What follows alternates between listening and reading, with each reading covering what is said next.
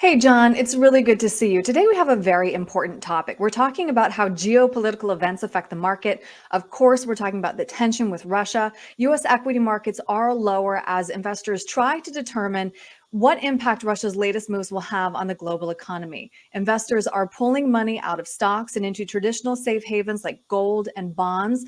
I found this really interesting chart, which is asset prices, asset classes year to date. No surprise here, we see oil at the top of the list, but you said bonds. That's something you're also looking at here. Tell us about it. Sure, and this kind of reflects on our last interview, going over the bonds and how interest rates are going to be rising over time here. And it's going to be interesting to see that interaction, because bonds are usually the safe haven, but hmm really they may even be one of the more risky assets moving forward. Isn't that interesting? Not often that we talk about that.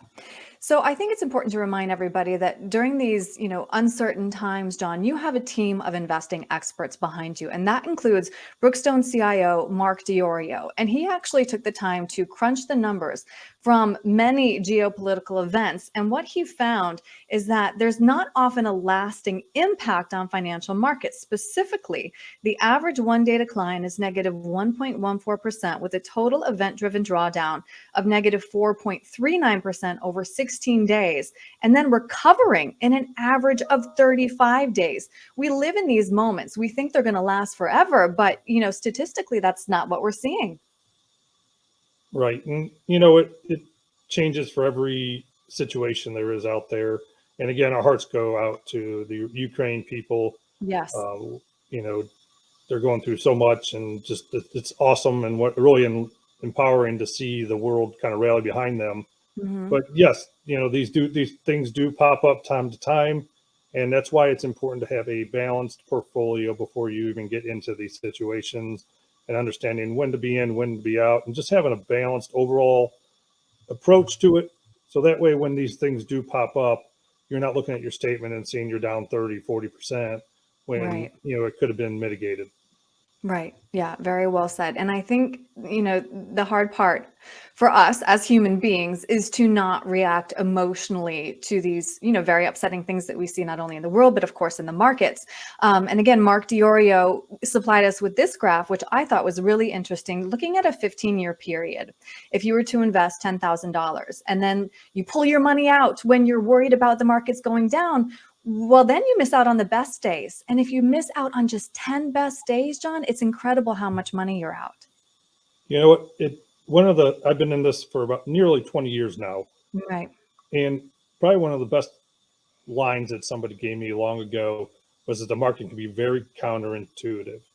hmm And so a lot of times when people are trying to think they can get in and get out of the market at certain times, even the best of the best out there have great models that work really well when things are going well. But there's always a situation where even their careful planning does not work. And so anytime there's anything with timing involved in the investment strategy, I kind of take a step back and pause and think about, is that really the way I want to go? Right, right. And something else, we're talking about little lines that we've enjoyed. Not only do you have to time it right once, but twice. You have to get out at the right time and get in at the right time. And I know that I'm not that lucky. Right. And the going back to the last interview again, hmm uh, whipsaw. Someone who tries to get into the market on the high, um, and then also the market drops real quick, or you get out of the market when the market's down low, and you try to buy in later. Usually, you've already missed the swing, and you get what's Right, called whipsawed. I would right. encourage everybody to maybe Google that word whipsaw, and you'll see the thought process you need to have when you're going into your investments. Right, right. And that's why it's so important to have you, John, people like you as a financial advisor. And I'm sure that anybody who's watching this video now, if they would like to talk through this with you, just to have a professional who can say, yes, I know these moments are scary, but we are strategically looking at how to weather this and even capitalize on it. John, what's the best way to reach you? You can go to our website, and there's a bunch of videos on there you can look and Mhm. get a feel for what we're about. But clarkwealthadvisor.com, go there, click around. There's a link there if you want to say contact us. Our phone number's there as well. You're welcome to call us anytime, Right. and we just keep it as simple as that. Yeah, it's so helpful. John, thank you. Well, thank you. Take care.